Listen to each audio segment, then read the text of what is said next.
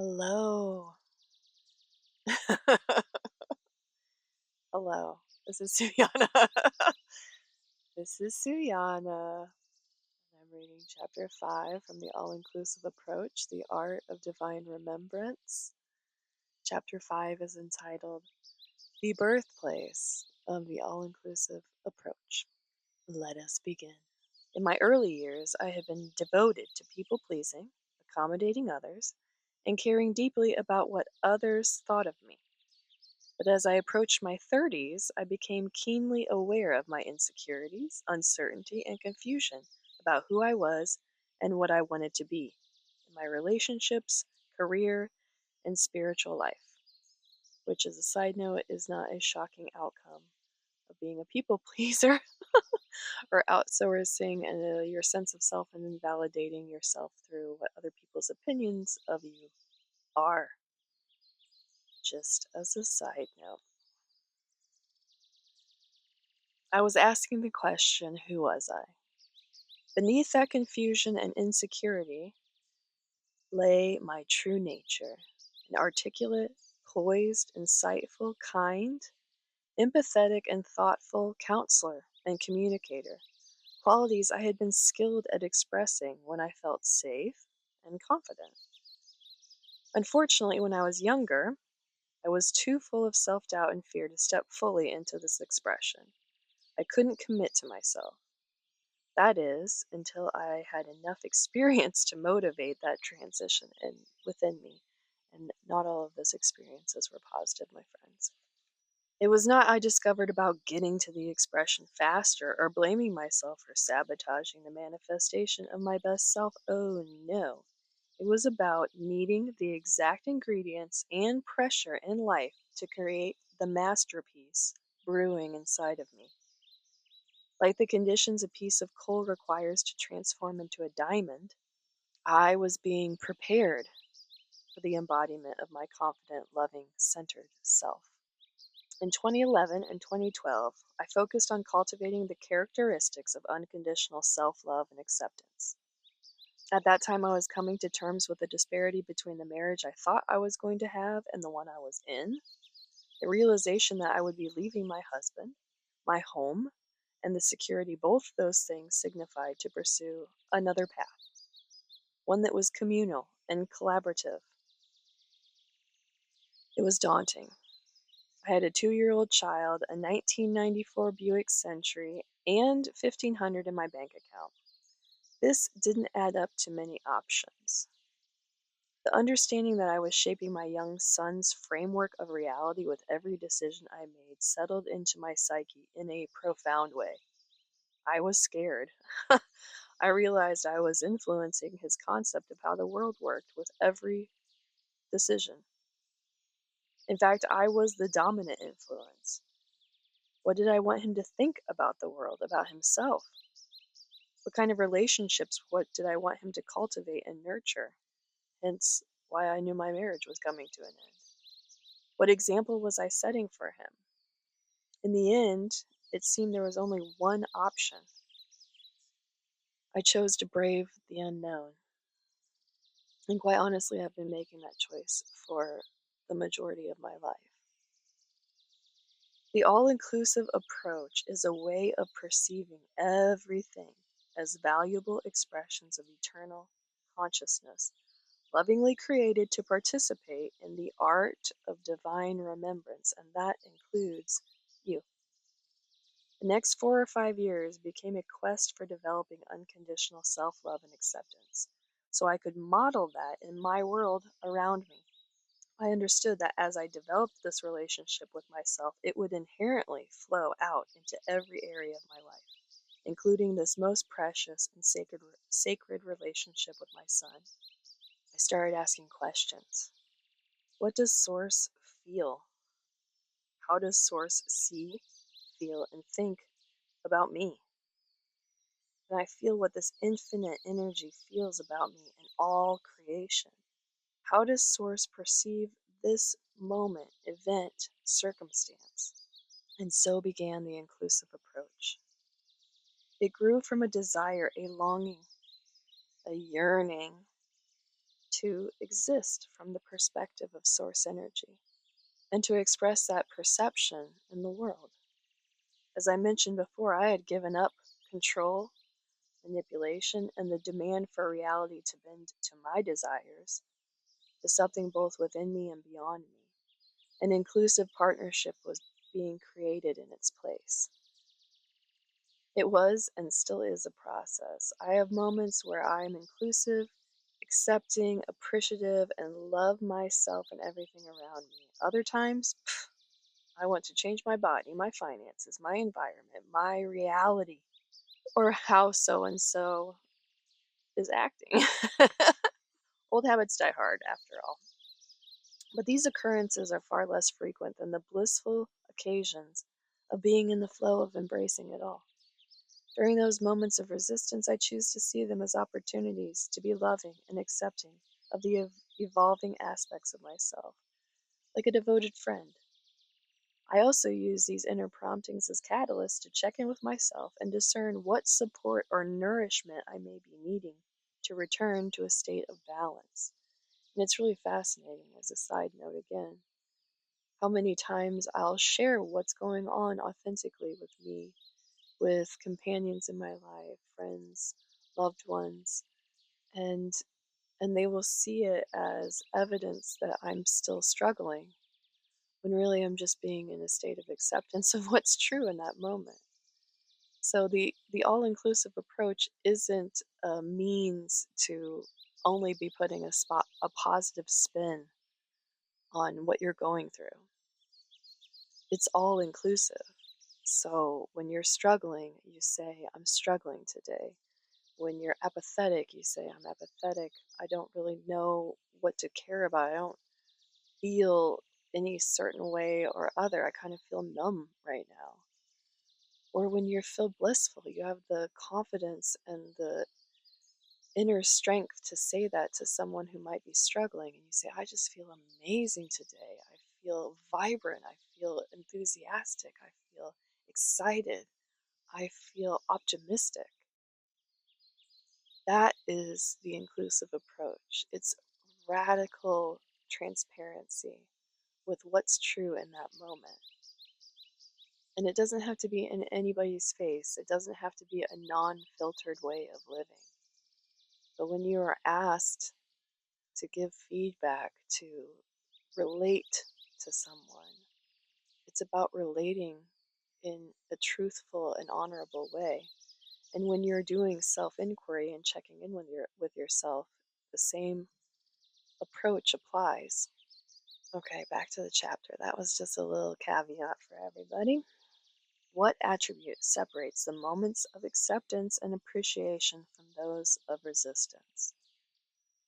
It's the essential component necessary to shift our way of being. And the one word is trust. One must choose to trust life, oneself, and the master plan over and over and over again. As Barefoot Doctor says in his song, Trust, you must continuously decide to trust and believe that everything works together to produce my highest good now. Everything works together to produce my highest good now. Everything works together to produce my highest good now. For most of us, trust must be developed before the evidence to support that decision is provided. And that's why it's so essential. Source is not holding you back from becoming the person you were born to be. It is preparing you for it.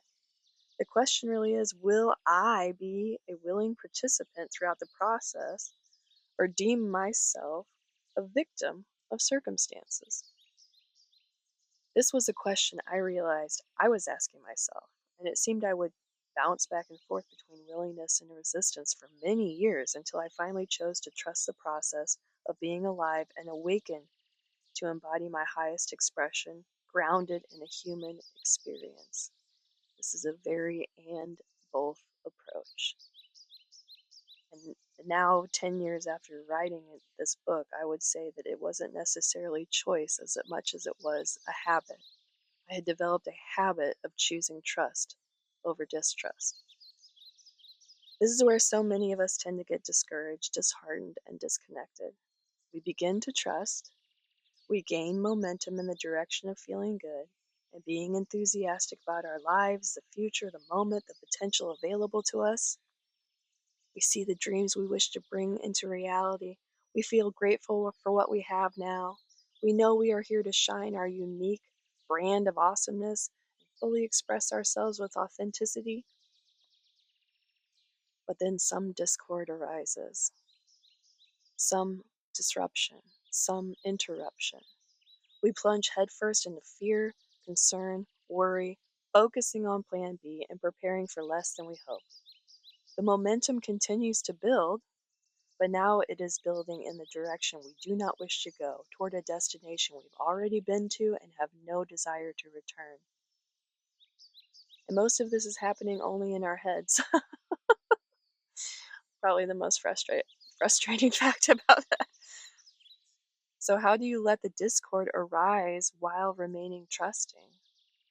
We accept that this is part of the perfect process of self realization. It's not a deterrent, it's not an impediment. It's the fatigue, it's the pressure of building that muscle.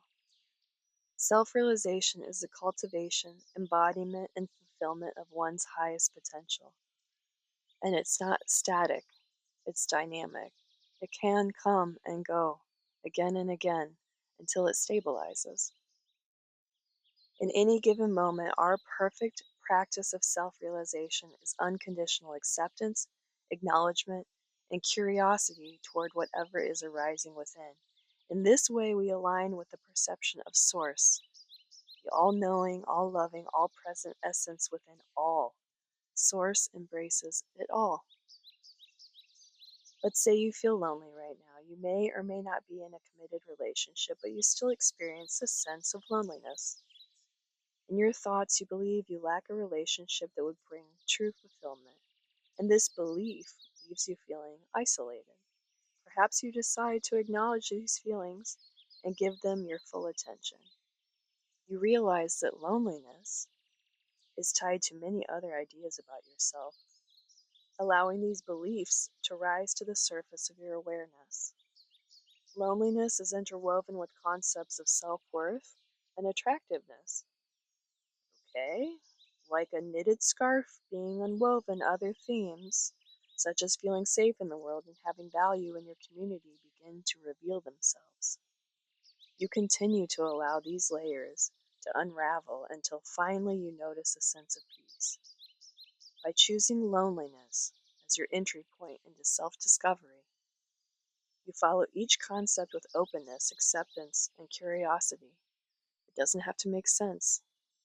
You gave your attention to every belief that wanted to surface, regardless of how they all tied together. At the end of the process, you found the wholeness and peace that had always been within you. Your acceptance of loneliness brought forth other aspects within you that had been overshadowing the truth of your infinite nature, the truth that you are inherently whole and need nothing external to experience that state of completeness. In that moment, you transcended a limiting state by embracing it. This is how you align with the perfect process of self realization. Nothing omitted, nothing discarded, nothing rejected. While we may revert to realms of victimhood, doubt, and fear, the option to open up to the wisdom being offered is always available, even within those circumstances. It can happen after hours of fretting and complaining, or just as easily in the moment before reacting to a hurtful comment from a loved one. The task for each of us is to practice self realization whenever a moment of clarity reminds us that it is available to us. Remember, knowledge is not power, applied knowledge is power. And the power you have to create is infinite. We all follow a unique trajectory of integration that moves us from the thinking, exerting, striving, and controlling mind or self to the aligned, integrated, empowered, evolved, unconditionally loving, and allowing self.